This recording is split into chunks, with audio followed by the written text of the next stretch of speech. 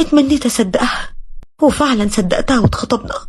وكانت السوشيال ميديا كلها مليانة عن فيديوهاتي أنا وشهد، وعناوين كتير قريتها عبارة عن خنجر بيترشق في قلبي لن تصدق من هو حبيب البلوجر شهد المشهورة، وكومنتات كتير عن قد ايه هي شخصية عظيمة وما همهاش انها تتجوز شخص مشلول.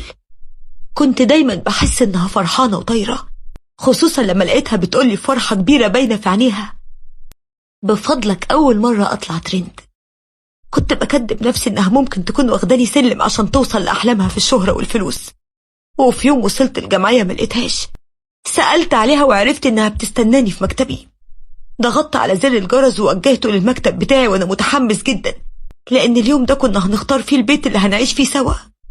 وصلت قدام المكتب ولسه هفتح الباب سمعت ضحكتها وهي بتتكلم بتريقة في التليفون وبتقول: حب ايه يا بنتي اللي بتتكلمي عليه؟ هو الحب بقى يأكل عيش اليومين دول؟ سمرت مكاني وهي مكملة كلامها للطرف التاني وقالت: لا طبعا هتجوزه، انا وجودي جنبه بيأكلني الدهب. انت مش شايفة نسبة المشاهدات اللي وصلت لها في كام شهر بس؟ الناس يا بنتي عايزة تشوف حاجة مختلفة، وخليني كده في اللعبة دي لحد ما ازهق وكل لمت لي مبلغ يعيشني ملكة.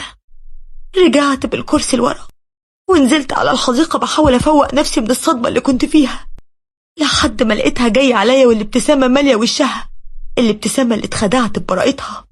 ساعتها قررت ان انا اللي هكمل اللعبة دي مش هي، وهخليها تلم المشاهدات والفلوس اللي هي عايزاها، بس بفضحتها مش زي ما كانت بتحلم. حاولت ابان طبيعي جدا وخرجنا اخترنا البيت، وكل ده طبعا متصور صوت وصورة. في الوقت ده بس لقيت تفسير منطقي لتصوير كل حاجة في حياتنا حتى لو كانت خاصة جدا. كانت بتقنعني ان ده شغلها وان حق الفانز عليها انه يعرفها اكتر. كنت بقنع نفسي واسكت واقول لها تمام اللي يريحك. ما كنتش اعرف ان حياتي الخاصة مكسب ليها زي ما بتقول.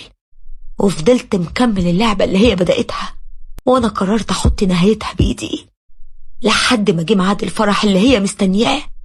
واكتر من حد فاتح بث مباشر على كل حساباتها على اليوتيوب والانستجرام وباقي التطبيقات. كانت جميلة جدا بفستانها الابيض، شيطان متخفي ورا وشها الملائكي. وصلنا القاعة في وسط نظرات شفقة واستغراب من جميع الموجودين، وأسئلة كتير باينة في عينيهم. فسبتها ملبوخة في اللايف اللي طلعاه وطلعت على الاستديو ومسكت المايك وندهت عليها باسمها وقلت لها: هو ده اللي انت كنت عايزة توصلي له؟ هو ده اللي انت كنت عايزاه واستغلتيني عشانه؟ اتشهرتي وطلعتي ترند بسبب إعاقتي، وناس استكتروكي عليا، وناس كتير جرحوني وأهانوني، وانت عادي ولا يهمك. دوستي على مشاعري أكتر وأكتر عشان الطمع كان عامي عيونك. جه الأوان إن الناس كلها والكاميرات الموجودة تبين حقيقتك وحقيقة استغلالك لإعاقتي عشان المشاهدات والفلوس. وأنا قدامهم كلهم بقولك: انت طالق يا شهد، وما يشرفنيش ارتبط بواحدة أنانية زيك. انهارت وبقت تصرخ وتطلب بعدم التصوير، وخرجت من القاعة وأنا جوايا انتصال لجرح كبير سابته ليا بسبب طمعها وهوسها بالشهرة والترندات. يمكن يكون انتقامي قاسي، لكن كنت كل ما بشوفها في الجمعية وبتقرب من ناس ملهمش ذنب في أي حاجة لمجرد الشهرة، كنت بتحفز إن أنتقم منها بسبب أنانيتها اللي مخلياها مش شايفة غير نفسها وبس. ويمكن الدرس اللي أخدته دلوقتي يخليها تفكر 1000 مرة قبل ما تستغل إنسان بريء وتكسر له قلبه.